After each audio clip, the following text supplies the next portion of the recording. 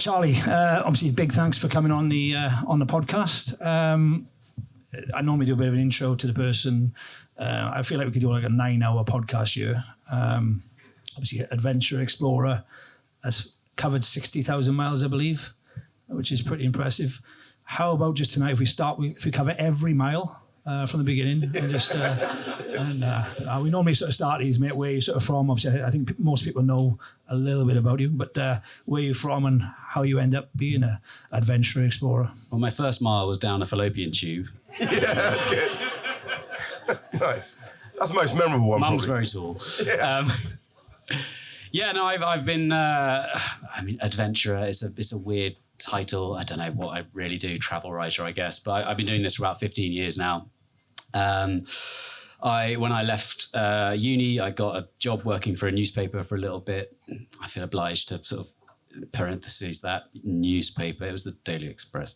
But I worked there for a little bit and then just set off on a bicycle and spent 4.5 years cycling around Asia and Africa. By the time I came back from that and started writing some books about it, I think two things. I'd fallen in love with travel, or hard, rigorous travel as a way of life, and I'd also sufficiently kind of written myself off from the jobs market. So I'd painted myself into a corner. So since then, every year I've gone off on another journey of 2, 3, 8, 9 months. It's different every year. And increasingly look to try and get to remote areas and access remote communities, learn about them, but have an interesting adventure, or all too often misadventure along the way. So that first trip then, what brought that about? Obviously, uni, was that going, I'll have a bit of a year out before, or not enjoying work? Was there a bit of both in there? I think I kind of grew up on the sort of the massive canon of travel literature, which involved just people going off for, and particularly polar literature. You've got people who go down 100 years ago, 150 years ago. They'd go down to Antarctica and they'd be there for 3, 4, 5 years, and a lot of them didn't return. But I think from a very early age, I was interested by the idea of an odyssey, essentially going away for a really long amount of time. And I feel the longer you're away, the more immersed you are in whatever it is that you're doing, however purposeful or pointless that thing might be. And I suppose I dreamed of doing things that gave me something relatively interesting to write about. And so producing literature has always been, I suppose, the fundamental goal.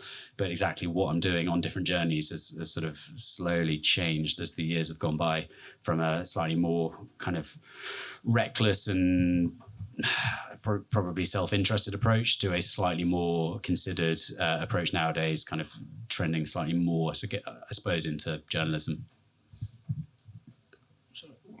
So what was your first big one then, mate? Obviously, I know this already, but what was your first big adventure? I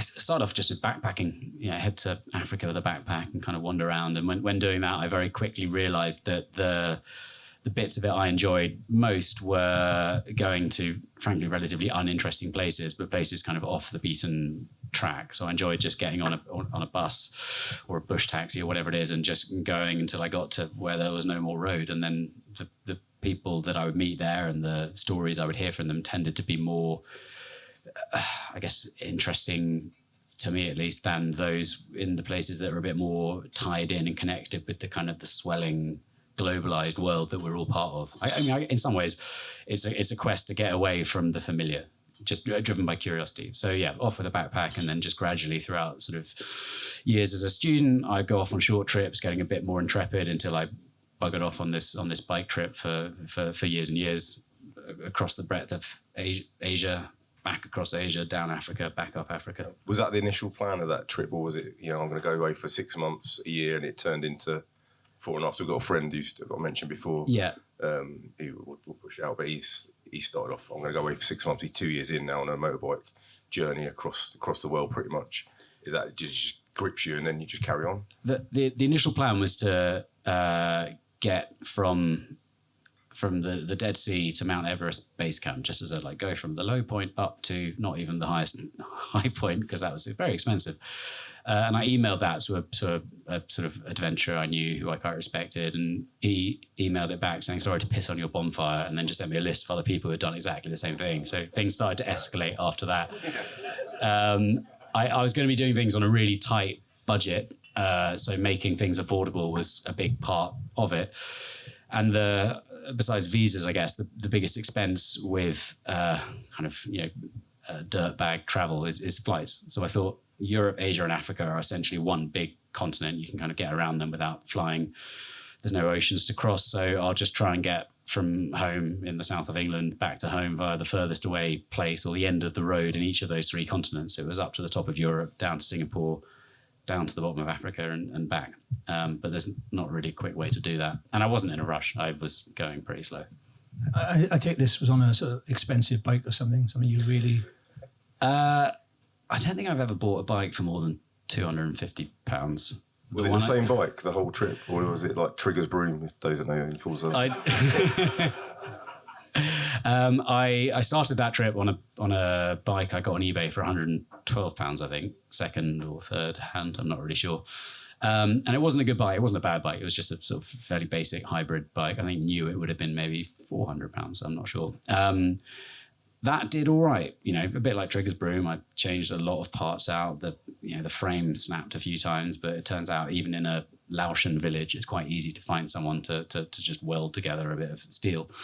That bike got me all the way to Cape Town, where it was pinched when locked up on the street one day. And by chance, I was invited I had been that day invited on a radio show in Cape Town to talk about the journey I was on.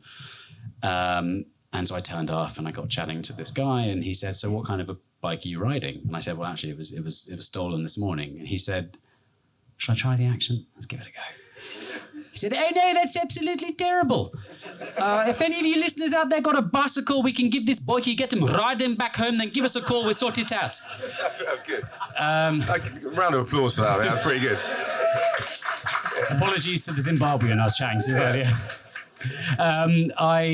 The next day I was given a list of 7 addresses. And so I walked to the first one and I was told there's a bicycle there for me. It's like, great. So I turned up and there was a kid's bike. I was like, okay, well, then, there might be something here. So I walked it back to where I was staying, walked out to the next address. And then like the spokes of a wheel, over the course of that day, I walked to 7 different addresses and picked up 7 unrideable bicycles. One had been found in a canal.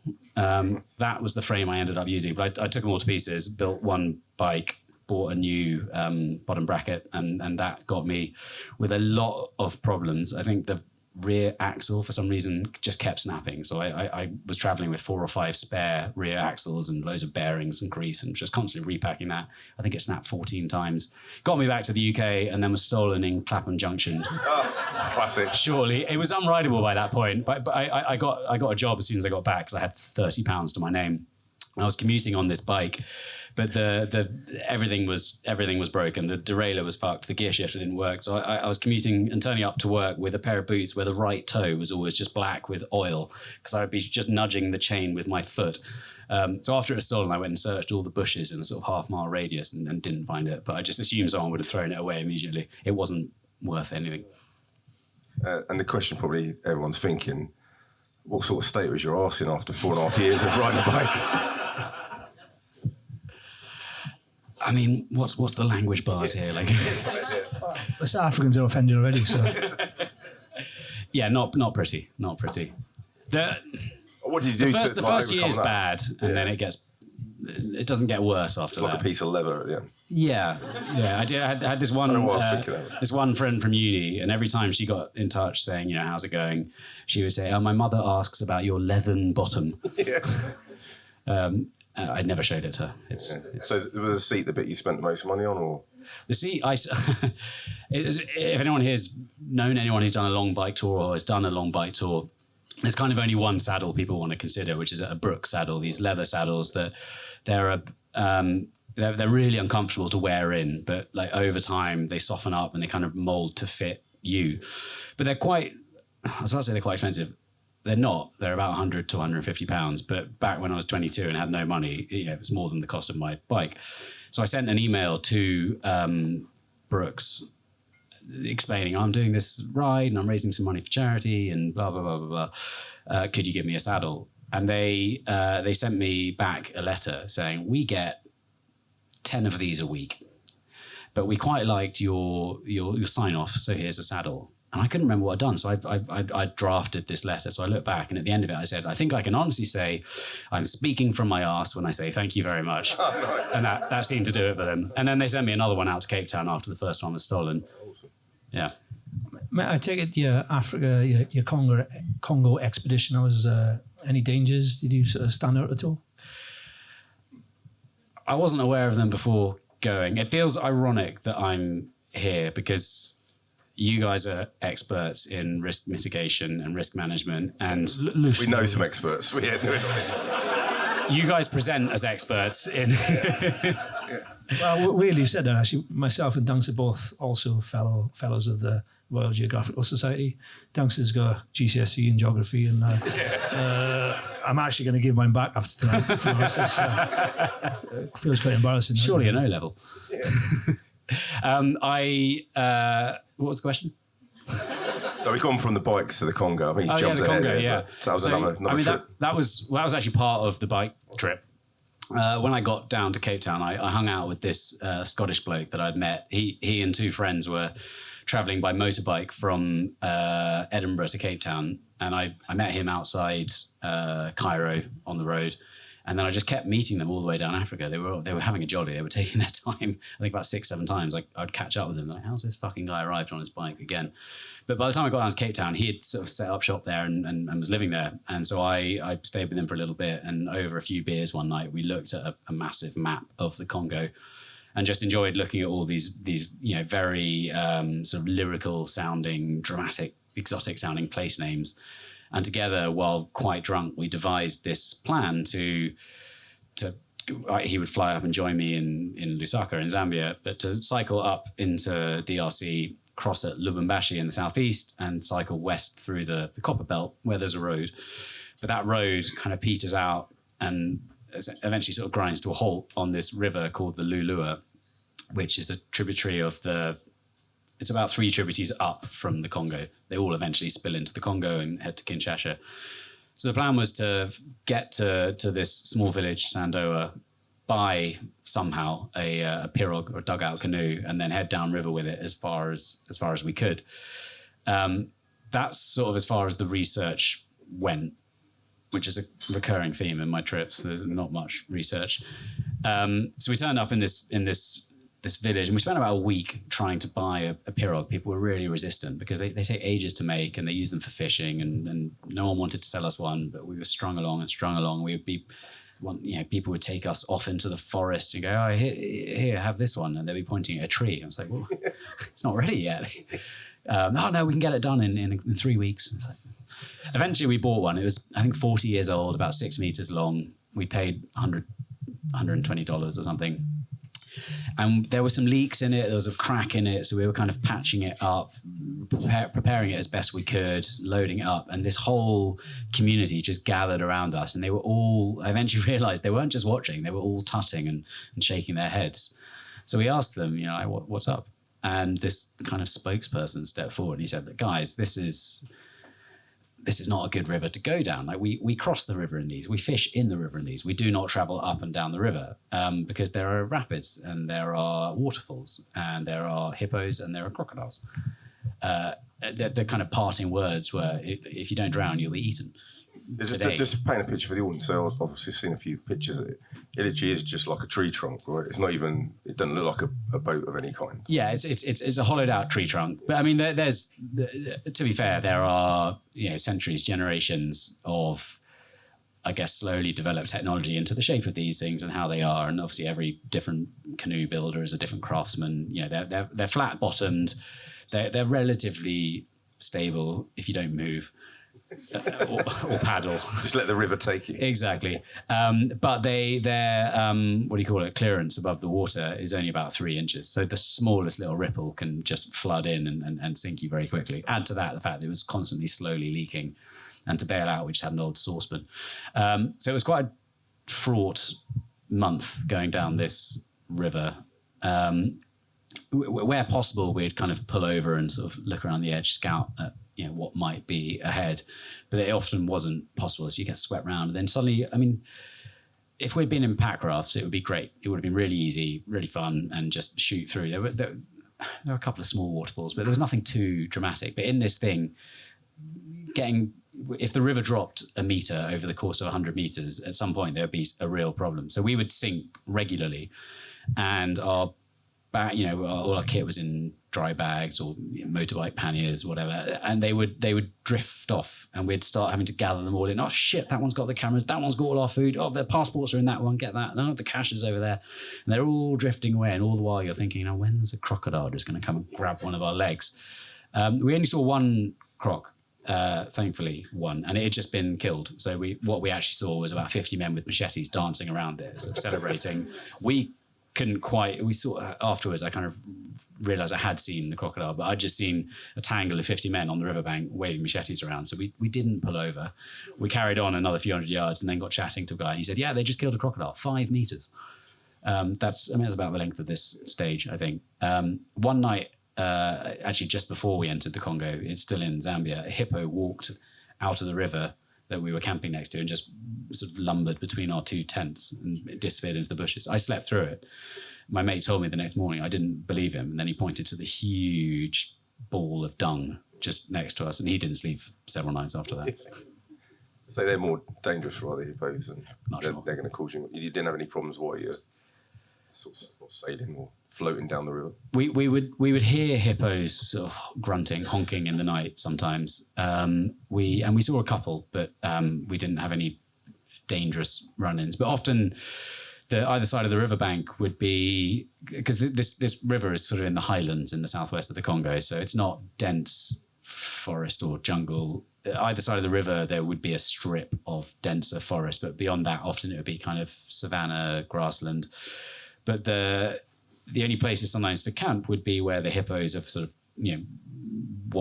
trod a path through elephant grass or something, and so we'd often end up just having to camp more or less on their kind of nightly wanders. There was one day we were scouting to try and find a way around or through some rapids, and I was walking on a little footpath. It was a really remote area. There's no roads there. There's a few small communities that there's just a few footpaths around.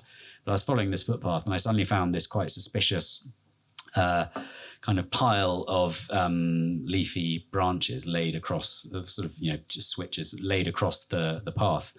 And so instead of stepping on it, I kind of picked a couple up and looked, and there was about 2 meter drop into a pit with spikes.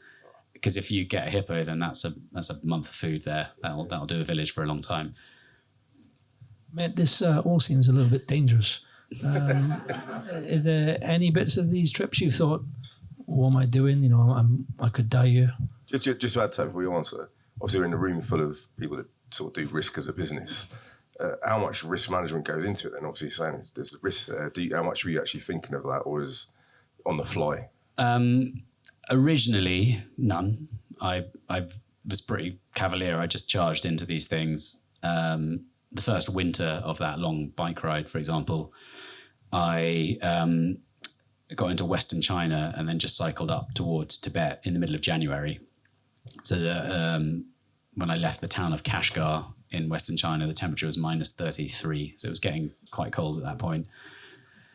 You ask how much planning there was with regard to the risk. I had a big jacket I'd bought in Kathmandu, big sort of mountaineering jacket, fake North Face. Suffice.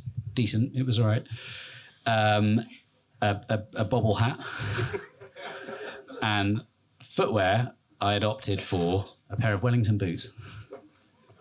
Because I thought, they're a bit oversized. I could get a bunch of pairs of socks in there. Turns out hunters aren't the right thing for what got down to minus 40. I charged up there pretty naively. The other aspect is I wasn't allowed to go there. So when I got to the kind of the border of Tibet, the area beyond which I'm not allowed to travel, Tibet obviously very sensitive. Independent travel is strictly prohibited.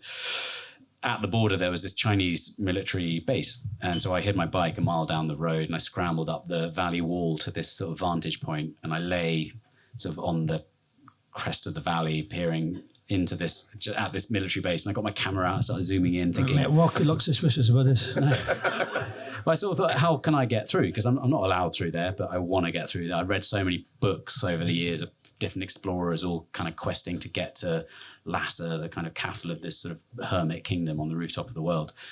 And on the left-hand side of the valley, there was a frozen river, and I thought that looks like it could go.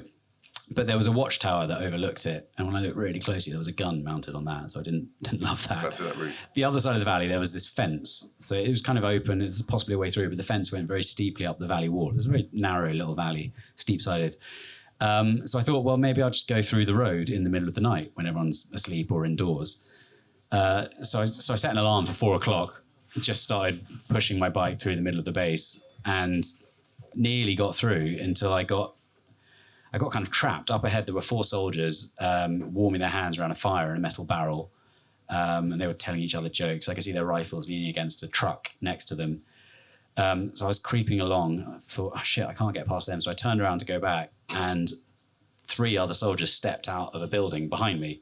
So I was there all dressed in black with my wellies, and I'd put tape over the reflectors on my bicycle wheel. So I was as stealthy as I could be. But I was then trapped, so I dropped my bicycle and had to just slowly creep forwards as they walked towards me until I found myself worming my way under the truck next to the soldiers sitting by the fire. So I was about a metre away from them, crouched behind this tyre. Thankfully, it had a high chassis. For a few minutes until they started I got the impression they were telling lewd jokes, and they started laughing more and more and more until under the cover of their laughter, I was able to quietly slip away, got back to my bike, got out of the road, and then just with a Leatherman, I cut the fence and snuck through. And that was just to get in. There was still a month of living in the tent I had was, when I bought it, the lightest tent in the world. Again, not the right tent, weighed, I think, 700 grams. Yeah. It's one of those tents that when you buy them, you have to immediately throw away the pegs because they're made from electrical wire. They're no good. And you add some proper pegs and then it can work. But everything about that 6-week period up there was sort of misjudged or just not judged. To get back to your original question, I've got a little bit better at gauging, calculating risk since then, but still in this is going to go out as a podcast, isn't it? So I'll just tell my wife not to listen to this. Still in quite a haphazard way, generally. Because there's websites that tell you which are dangerous places to go, and which I could show you later if you want. But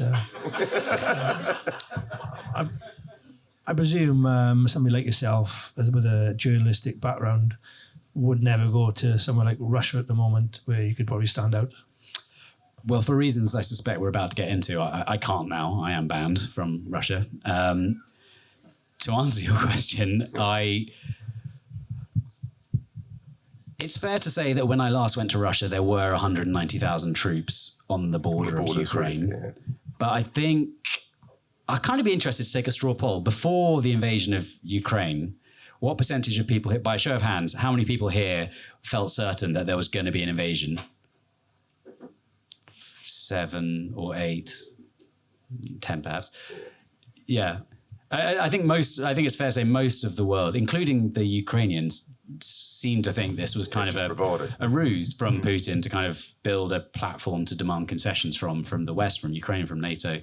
And it only really seemed to be US and UK intelligence, who seem to know a thing or two, who said that there is going to be an invasion.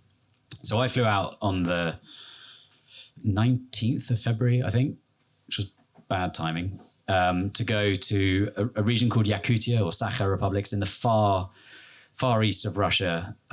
You might know it from the Risk game, board game. Yakutsk was the regional capital I flew into, which is, I think it's the world's biggest city in the permafrost region. The ground. That's not how you did the Risk stuff, was it? Just on the Risk game? Well, that trip was funded by a few different grants. So I had done some quite extensive, risk assessments. But they weren't looking so much at geopolitics. They were more looking at bears and wolves and drunks and that kind of thing. Anyway, I flew out to this area. The invasion happened while I was still in Yakutsk, the regional capital, before I then flew up to the Arctic, where I was going to start my journey. So the invasion had already begun when I did go off to begin the journey, which was a 600-mile hike along the the surfaces of a series of frozen rivers.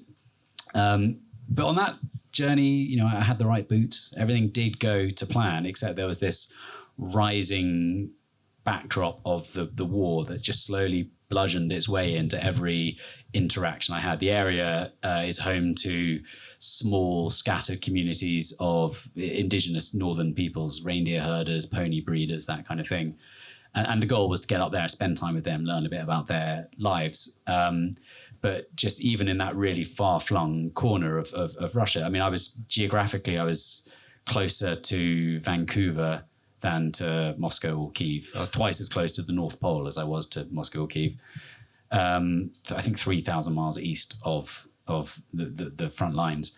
But yeah, by the time I got to the end of the hike, I'd already been on the radar of the authorities for a while. And at that point, they stopped humouring me, took me to court, said I'd been photographing restricted military sites, and then locked me up for longer than was fun.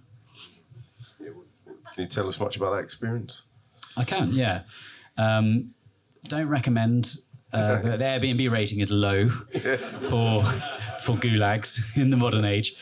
I mean, so I was banged up in a cell in this Arctic town on the north coast for one night before they flew me back down to Yakutsk, and then locked me up there for what turned into a month. But the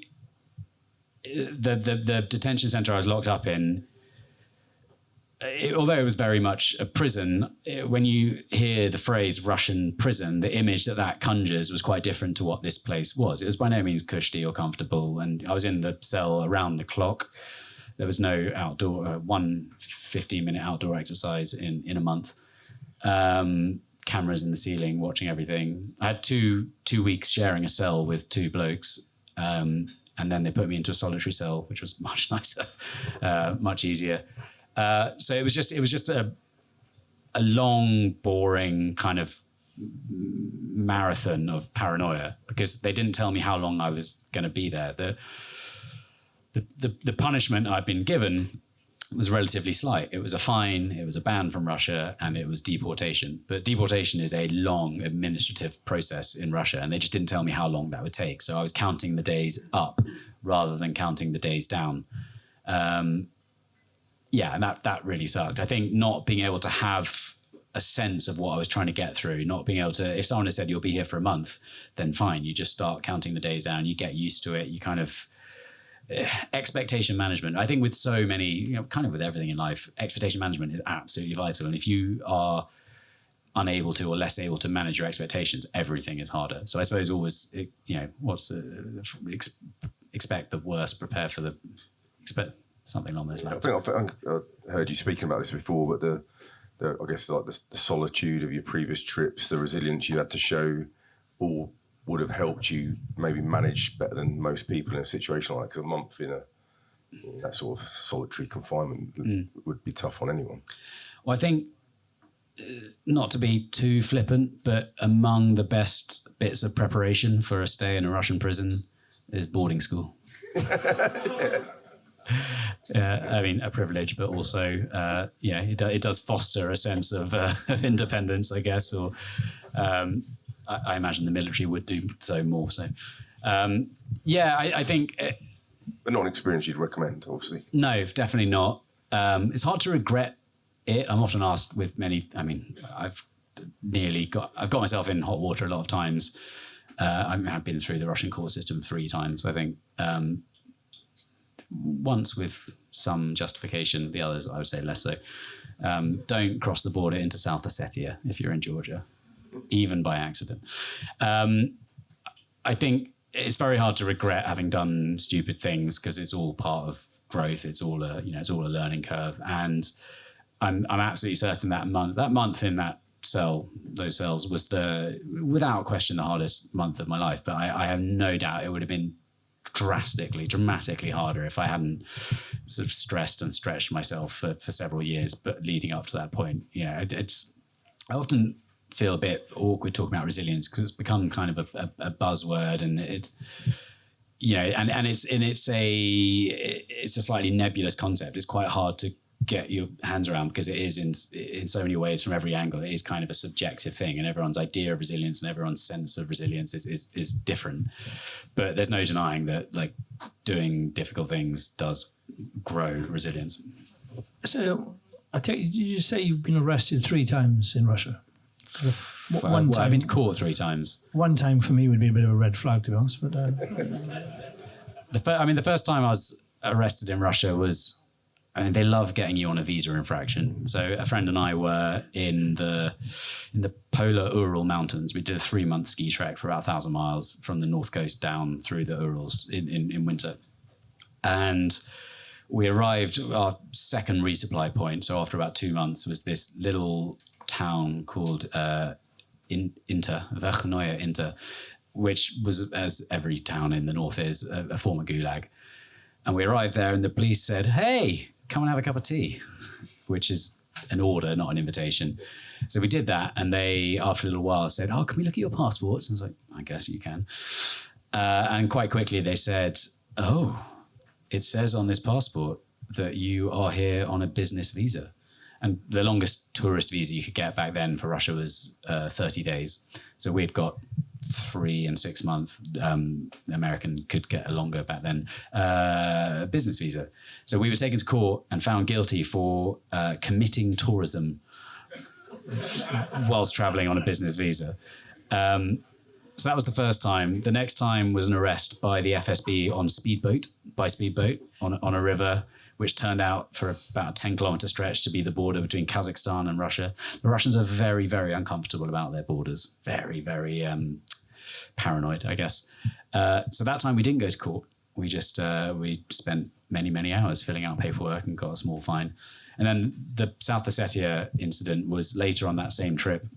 We were in Georgia, and we'd been up in the mountains doing some quite sort of challenging sort of off-road routes. And then we were coming down out of the mountains, like, right, let's get ourselves to the town Gori, Stalin's birthplace, and then we'll get a hotel, have a day off, chill. And so we just plugged into Google Maps, Gori, and it told us, go down this valley, cross the bridge, and then it's another 50 kilometers. So, we'll be there tonight. Great. So we went down the valley, we came to this bridge, and there were Georgian police there, and they said, "You can't cross." And we said, "Well, why?" And they said they just wouldn't explain. We had Russian by then. We could converse with them. They said, "No, piss off. You can't cross." And we'd had all these issues with like Russian military with borders and being arrested, and we were kind of pissed off. So we thought, you know what, this river's ankle deep. So we went about a kilometer downriver, walked across the river, got up to the other side, found the tarmac road, started cycling. We thought, yes, we've done it. And it felt great for about 30 seconds when a Jeep sped up behind us, like nearly knocked us over, swung around in front of us. And this soldier jumped out. And the first thing I saw was the Russian tricolor on his shoulder, on his arm. And he said, "What are you doing here?" And I said, "What are you doing here? Like, the border's 50 miles away." And he said, "Нет, это Yuzhnaya Ossetia. This is South Ossetia." And I was like, "Shit, what?" And he said, look. And there were watchtowers, barbed wire, razor wire. Like, we'd somehow, there's just no, the border is a river. It was summer, the river was low. So we'd crossed, somehow just literally walked into this sort of unrecognized state, micro-state. So we were put through this long process, and the interrogation was like, "Why did you come here? What are you doing?" And we said, "Oh, we were just following the map." And they go, "Google Maps." And we said, "Yeah." And they go, "Duh. Amerikansky company." And because it's not a recognized territory, Google says, "Yeah, go for it. Go, good luck to you." So that was a night in a sort of a shared cell with a female traveling companion, which was fine. And then a court case, South Ossetian court case, quick drive around Shkinvali, the capital, not recommended, and then handed back in this sort of, it's quite filmic sort of meeting at the border. They took us through all this, UXO signs, skulls, razor wire, concrete defenses, handed us over to the Georgian soldiers. And the South Ossetians had been really surly, really unpleasant from start to finish. I think they were it was the Russians who arrested us, and then they handed us over to their kind of puppet state.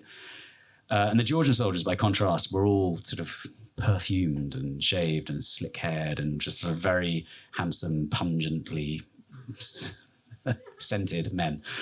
And it was Friday evening, and there's been this long process. We've been arrested the day before.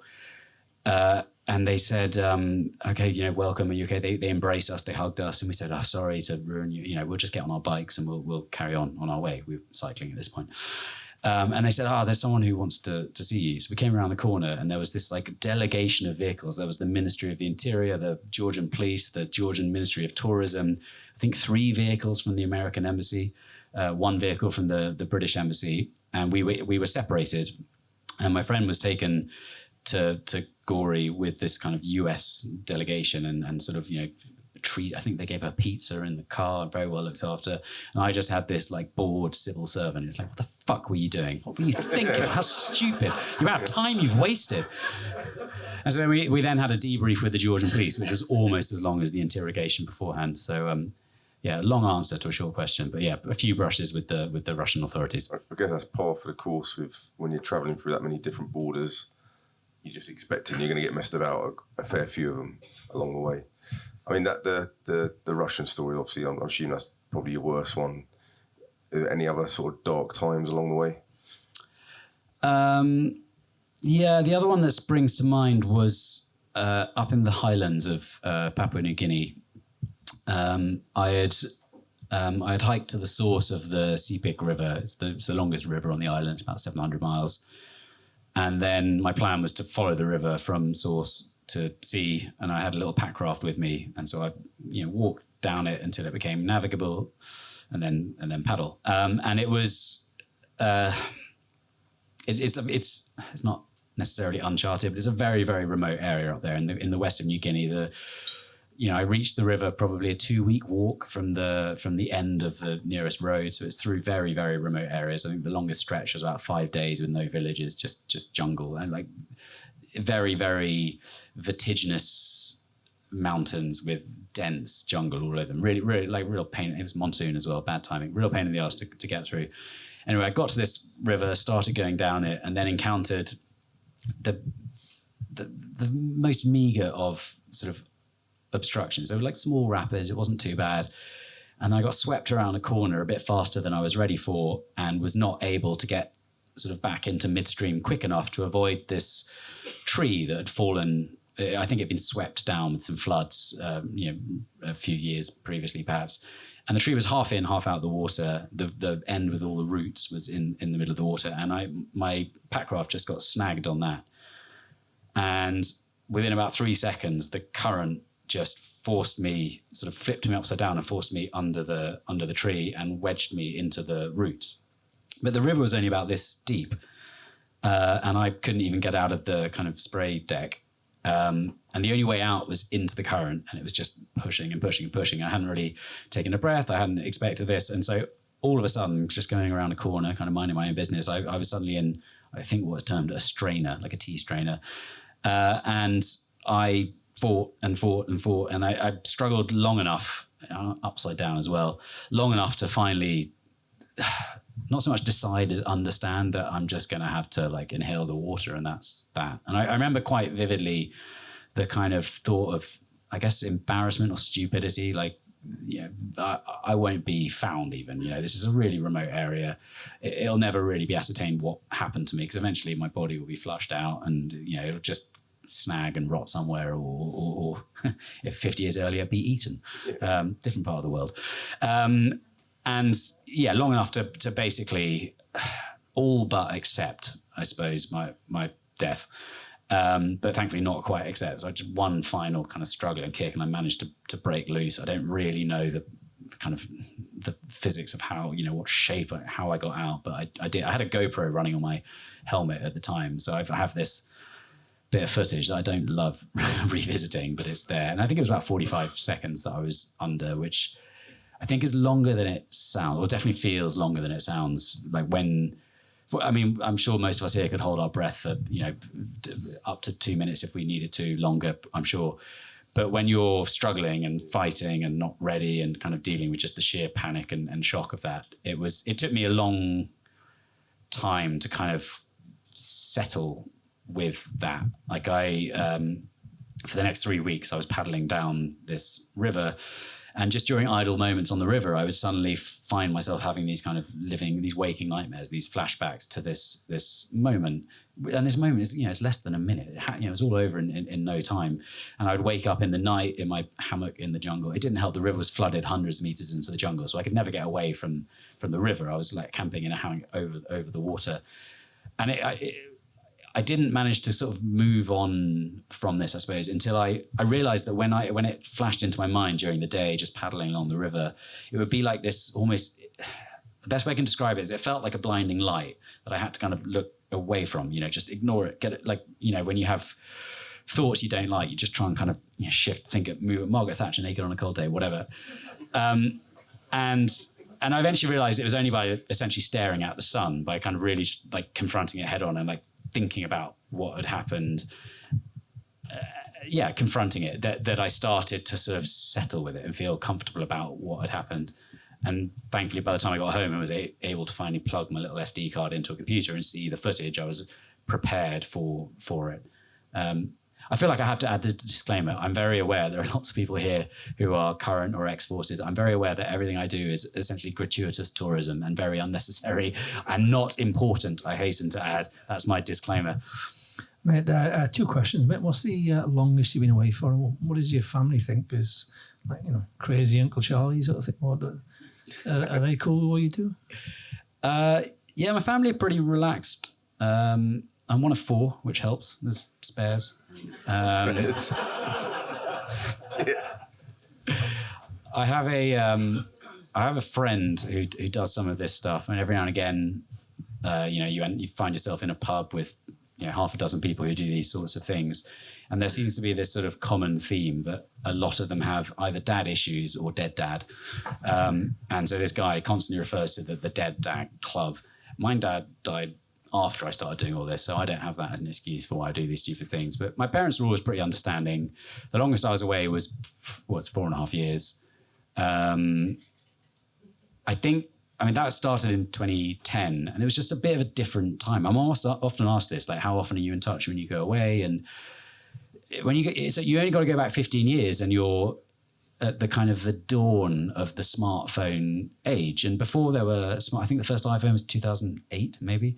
Before there were smartphones, it was common when people went away for work or travel or whatever, that you'd get in touch once in a while. You'd get on a bit of Wi-Fi, or you'd use more likely an internet cafe, or you queue for half an hour, you send off an email, and that's that contact done for that week or that month.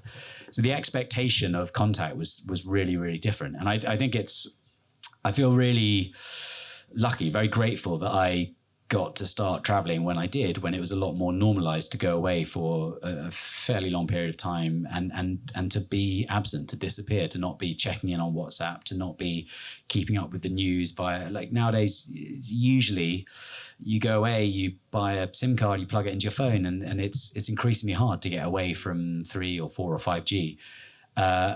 In some sense, that's a driver for me now. I want to go to places where there's not even the chance to be in touch, because it's a much more, I think, rewarding or immersive experience. I was going to ask that, as your why for doing these sort of things changed then over time? Yeah, I think they used to be more about me. That I think the way I phrased it in my first book was I was a young man wanting to slay dragons, but I grew up in the post-dragon age. Fucking George. That's good. I like that. That's good. And so I think I definitely had a sense as a sort of, with a element of ego, I guess, of wanting to kind of do something to sort of stamp my mark on the world in my own small way. And I can actually feel myself blushing while saying that. Like, it's not just the hot lights. I find that quite embarrassing or awkward, but I think it's quite common among moment in time. Yeah, well, exactly. Whereas now my driver to go away is more often get to an interesting place where there are interesting people, learn something about that and them, and then hopefully have a story to present afterwards on return. But usually there hopefully will be some sort of interesting journey to get there. So going somewhere interesting in a difficult way, I suppose, is the essence of what I like doing. Mate, you mentioned you're married now. Obviously, I can't imagine you're allowed to go away for 4.5 years anymore. 2 weeks or my wife travels for work quite a lot. Usually not for more than a couple of weeks at a time, but she often goes to hostile environments. She's a video journalist. I guess every trip is a negotiation. I remember when I was in Yakutsk and the invasion began, and I remember having to make that decision: do I leave now before the flights will stop, which they were clearly going to, or do I stay? Because I'm already here. I've gone to great lengths to get myself here, to raise the funds to get here, to research this trip, and now I'm sort of presented with this quite unique opportunity to be in this country at this time as potentially one of the last kind of Western tourists, and kind of chart how people's opinions and attitudes change over the, this is a war that I think it's estimated that 1.2 million dead and wounded Russian soldiers. This has been more so and without justification for the Ukrainians.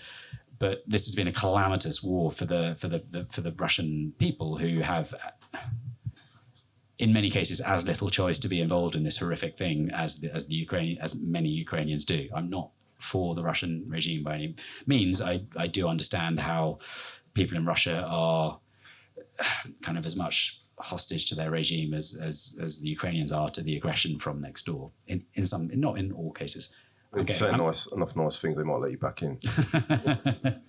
I'm sort of getting sidetracked there. But anyway, when the invasion began, and I called my then girlfriend and said, should I leave? Is it safe to stay? She was the one saying, no, fucking stay. What are you doing? Like, this is a great opportunity. It'll be really interesting. But yeah, so she's only herself to blame. I guess that the part of the world you're in at the time in Siberia, there was, I guess the narrative they were getting was very, very different. Like locally, and maybe didn't quite know exactly what was going on. I'll take it you were fully aware. You were still in comms with back home. Yeah, when the war broke out, I was still in the city, and I had access to the internet. And the 5 days after the war started, I was then off into the wilderness in the middle of nowhere and had basically no internet access once or twice, but for the next couple of months. But I learned that the invasion started with an alert from BBC News on my phone. I was just in a supermarket buying horse salami for the road ahead, and it was really, really surreal, because from that moment, I think the invasion began at 5 a.m. Kyiv time, or 4 a.m. Kyiv time. It was about 11 or 12. It was sort of midday where I was, and then over the course of that day, I just sat in this flat I'd rented, watching like hour by hour over like news and social media as the kind of the wider world woke up to this, time zone by time zone, woke up to this grim new reality. It was really, really surreal, because I would then step outside the flat and no one was talking about it. There were protests in Russian cities in the sort of west of Russia more often. I think 1,000 people were arrested on average every day for the first 2 weeks for protesting. But where I was, it was absolutely nothing. One woman was arrested or schoolgirl, I think she was, for protesting because she had a Chinese-made backpack which had in English the word peace as part of its design, like peace. And she was arrested because that was seen as an anti-war sentiment, and it was just a cheap backpack. People weren't really talking about it, but as soon as people got me one-on-one, the first thing they wanted to ask is, what do you think about the special military operation? And people were sort of eager to ask me about it, but really, really guarded when talking about it. And when I asked I was always sort of tactically ambiguous. People would say, what do you think? I'm aware I'm in a delicate situation. So I would say, well, I don't really know what to think, because the news in my country is something different to the news in your country. And all access to foreign media was basically shut down quite quickly. But at the beginning, I could see both. When I said, what do you think? They would say, oh, well, I don't know. I'm not political. And I never heard a single person over the course of 2 weeks say anything negative about the special military operation, about Putin, about the military, in front of anyone else. But in one-on-one conversations, I had quite a few people say, I'm ashamed to be Russian at this time. I think this is outrageous. I think Putin is a dictator. He's an evil man. So there was the absolute gamut of opinion.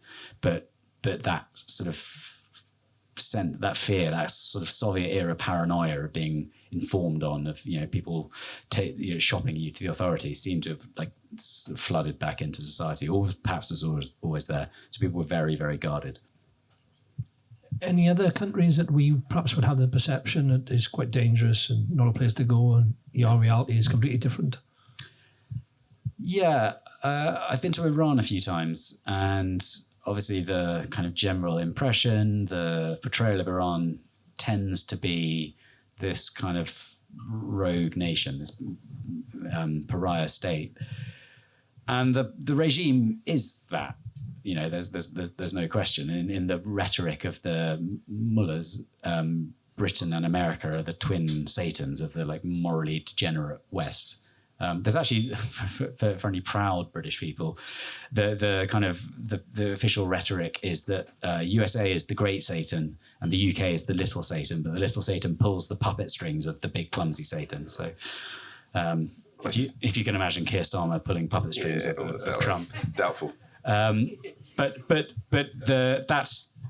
that's the rhetoric, that's the regime. When you turn up, and I'm sure there'll be people here who have been to Iran and had exactly the same experience, it's comfortably the friendliest place I've ever been, to extents that, to levels that we'd never even sort of contemplate in this country.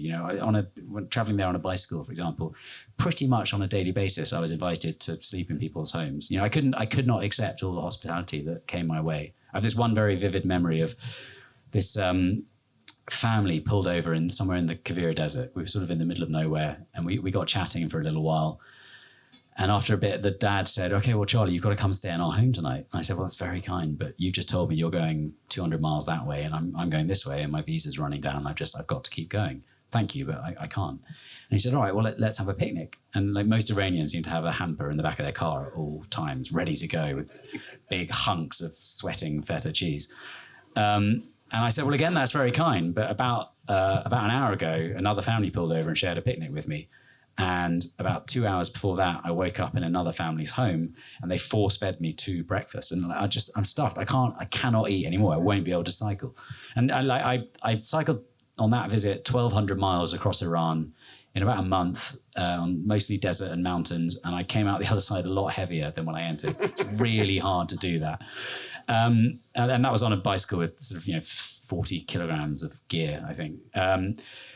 Anyway, this still wasn't good enough for this guy, and he started arguing with me as to how he could help, and I was just trying to fend off his generosity, and I'm fine. And while we were having this quite surreal argument, I caught sight out the corner of my eye of his son, who was, I think, about 10 years old, who was sort of creeping around behind me, and he approached my bicycle and opened one of the saddlebags. And I thought, hang on, I'm still arguing with his dad, but I thought I should keep an eye on this, what's going on. And as I watched, he started one by one slipping bits of fruit into my bag. Oh. And his mum has sent him on this sort of like stealth mission to help me out because I was so obstinately refusing their kindness. So yeah, Iran is mind-blowingly friendly. And I don't know if it's fair to say the majority of Iranian people disagree with their leadership. It may well be. I'm aware that my experience is not a fair survey of society because people who are more middle class and more likely to speak English were more likely to approach me or more drawn to me. So maybe I have a skewed impression, but many, many people and most people I hung out with seemed not very keen on their leadership. Ahmadinejad back then, but it's much of a muchness. That's good to get those perspectives. So before we go on to some questions from the audience, I'm aware of time, what's next? Have you got anything planned? I've got some tentative plans for Afghanistan, hopefully this winter, but I'm just waiting to see how a few things kind of shake down in my schedule. Sadly, quite safer than it's been in years. As long as you don't need any comms at the moment, you're probably all right. Yeah, I'll enter legally and go from there and see how we get on. Oh, brilliant. Let's open it up to the audience. I know there's probably one or two. Nicola said he wanted to ask the first question. Actually, just Nicola there. Shout out, Ollie, go on. Yeah, cheers, Charlie. Absolutely amazing. Honestly, blown away by that, and I feel like I could listen to that all day. You spoke about stories, the resilience word came out. Go back to your time in that prison, when you're not knowing when you're going to get out, and you're stuck in a cell essentially for the entire day. Are there any times of fragility and within yourself wondering, who you are and what's going to happen. Yeah, definitely. Like pretty much on a daily basis. I think when you're struggling in that way, as I was then, but however people are struggling at different times, it just pushes you. I guess this is almost the definition of fragility. It pushes you closer to your edge, to your breaking point, and like small things could, like really small petty things could ruin my day. For instance, the two guys I shared with for a couple of weeks. In the morning, we would get our ration of like crap bread for the day and our ration of tea bags and a small bag of sugar.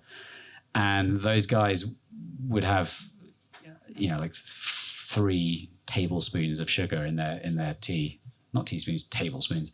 And they would just put in as much as they could, as quick as they could, in a sort of scarcity mentality. And then by lunch, when the next time hot water comes around, they had no more sugar and would bitch and moan and complain about it.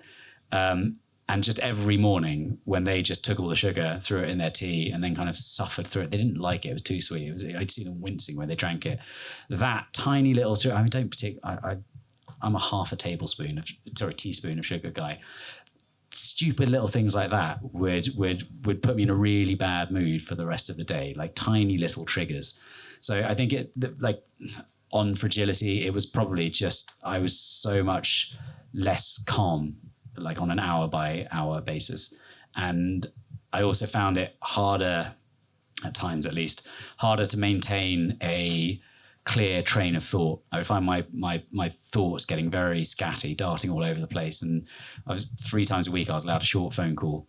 And I couldn't really maintain conversation very well because I'd be, I guess, fretting and worrying about stuff. And just, it's a bit like if you're very, very hungover or absent-mindedly talking to someone and not really paying full attention. But that was my mind kind of 24/7.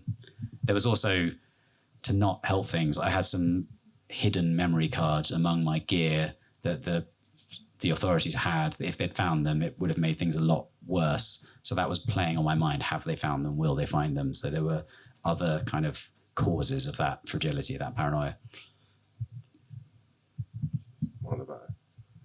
It sounds like a lot of the experiences I've had, human nature has been consistent across territories. Is there anywhere independently of the regime where you thought, this has felt different, this doesn't feel like something I recognise? Good question, thank you, Nico. Yeah, I mean, the thing that comes to mind is sort of the exception that proves the rule, that people are generally just very, very friendly, kind and helpful. And as a rule, I've found that if you get yourself into trouble where there are people who can help you and you need help, they will help you if they know that you need help. And usually the biggest barrier to getting help is asking for it, which is why we're not necessarily all that helpful to each other, I think, in our society, because we live quite siloed lives and we don't really wear our vulnerability or our issues on our sleeves. We're closeted in ourselves. But the experience that kind of goes against that, I suppose, was Ethiopia. Really great place, fascinating country. But for some reason, I think a lot of foreigners who go there on bicycles or motorbikes, but particularly bicycles, I think, because you're quite slow and vulnerable, it's all hills, just have a shit time, just pelted with stones at all times. I've had this in basically I've cycled through, I think, probably 70 countries, and Ethiopia is basically the only place where people have thrown stones at me. But it was on a daily basis. It was just all the time. There might be something, I mean, the local word for bicycle is, let me get this right, Yashaitan Feras, which means iron devil. So there might be something about bikes. No one seems to ride bikes in Ethiopia. There is also a sort of stone hierarchy. Like adults seem to discipline their kids by throwing stones at them. Kids discipline pets by or animals by throwing stones at them. And I think as a foreign cyclist, you just come in at the bottom of that food chain. Just a game. Yeah. So if you go to Ethiopia, which I do recommend, it's a great place, I don't recommend cycling there. Any more from the audience? Firstly, my apologies. I haven't read any of your books, and the first time I've seen you was this evening. And you said when you started, obviously the internet and everything else, and comms wasn't as readily available as it is now. So when you come into a new country, I don't know what you put in your books. Are you objective, as in these are the good parts, and are you political or anything else? Because with the advent of AI, if you're a border security and you're entering a new country, you can do a quick check on Charlie Walker. What adverse comments has he said about previous countries? And therefore, there's an obstacle though that you have to overcome. What preparation are you doing, or do you consider that when looking at other places to go? This is a really good question, and it's kind of, I guess it's an evolving thing, and it depends where you're going. If you're going to a more paranoid state, you need to put a bit more thought into that. I'm conveniently not called Charlie Walker. My parents, for some reason, called me Charles Walker, and that has its benefits, because my passport, if you Google that name, you're not going to get, I think there's like a country and western singer from the 40s who's not good. So that has actually proved quite helpful at times in the past. But then, I mean, in Russia, it did work against me that they Googled me and found that I had written books and that those books were published. And they then decided that therefore I was conducting journalism against Russian state interests. And that was part of the court trial. So, I mean, I don't really have a specific answer to your question, in that it's something that definitely needs consideration, and is an emerging field of concern, I suppose. Yeah, and seeing as you unbidden mentioned that I've written some books, and I have a few here if anyone would like to pick up some copies, but I won't say any more about that. No, go on, please, before we finish this, have a quick plug of the books. I've got 2 books I've written so far, Through Sand and Snow and On Roads That Echo, that together tell the journey of that 4-year bicycle ride, the dugout canoe in the Congo, etc., Tibet in wellies. My 3rd book about this experience in Russia is coming out in June, called On Thin Ice, so keep an eye out for that.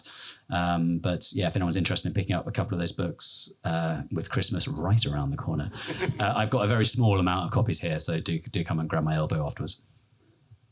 Thanks for that, Charlie. I think we could go down loads of rabbit holes here with lots of conversation. I think it would be great to get you for a part 2 up at our place or next time we're in London. But thanks for sharing that. And I think Charlie's going to stay around for a little bit around the bar anyway. So those who have got a question outside of that, feel free to come and grab him. Thank you very much. Thank you, mate. Thank you, guys.